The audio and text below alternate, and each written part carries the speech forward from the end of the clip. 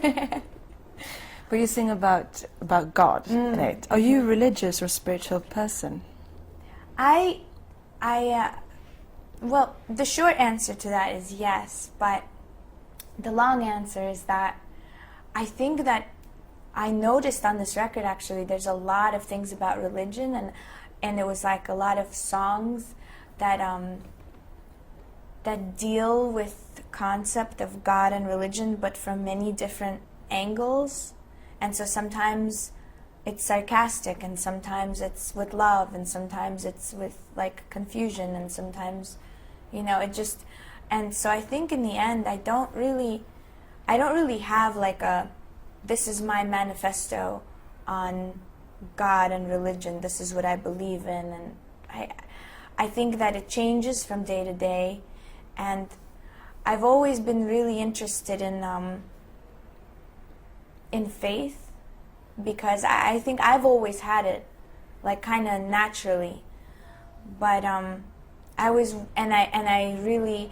interested in religion and tradition, and sometimes I think that it's great, and sometimes I think that, it obviously does a lot of bad to people also. It makes people sometimes loathe themselves and hate others and angry, and I'm very torn about it.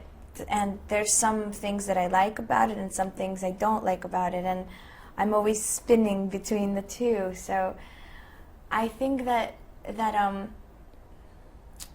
more and more I start to think that maybe faith or the opposite, the lack of faith, they're as natural as they have nothing to do with the person's own accomplishments. Like, it's not my accomplishment that I have faith, and good for me, congratulations, Regina, like, you believe, because it's like congratulating myself on blue eyes or being a woman or any other thing that I had nothing to do with. And I think that the sooner that people understand that just as it's natural to someone to have faith, it's just as natural to someone to not have faith, and for those two entities to just let each other be, that would be a really great time, I think, in the world. But it's not, it doesn't seem to be happening right now, so, but what do you believe in today?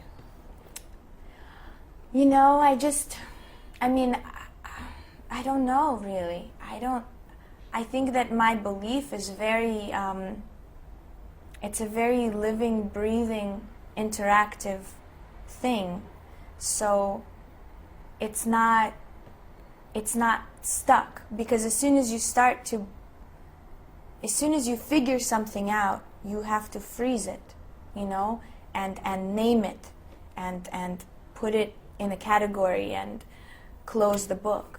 And I think that I don't feel that, so I don't know what I believe in. I definitely have certain inclinations. Like, I'm much more of an optimistic person. I'm much more, I love people, and I love nature, and, I'm definitely, like, there's certain things that I could notice about myself, but beyond those generalizations that I think we all can say, I believe in love and peace, I don't know, really, because it's changing all the time. It's like an interactive game, and yeah. What's important to you in life? That was the... Yeah, what's important? Just that simple question, yeah. What's important to you in life? Just sneak that in between what's your favorite food and what's your favorite color. I think that it's really important to be free. Like, I think freedom of mind and spirit, and really taking chances, and fully understanding that this is that at the end, like at the at the end, if you don't take those chances, if you're not free, if you get enslaved by your own insecurities or your own, or society, or things that you've been taught, or any kind of thing, if you don't stay free, that at the end, no one's going to congratulate you for going through life in a really, proper way. Like, you're not going to get a prize or anything like that. It's just going to be your loss. And so knowing that, to really try and stay true to myself, and to constantly be on the lookout for a loss of freedom, even if it's by my own self, like when I make myself enslaved in some way, to like break out of that. So you left Russia when you were 9. Mm-hmm. So which part of you is Russian today and which part of you is American? It's mixed. It's like chocolate milk. It's all together like a smoothie. I don't know anymore, It's just like I'm just a complete mutt of a person, Just, I think it's just in me, everything is. And I think because I came at such a young age, but old enough to already be aware of Russia and to have all these memories, and to have the language and to be able to read books and talk to my parents and have that sense of that outlook, and that even the sense of humor that they have. Like, I have the sense of humor of like a Russian adult,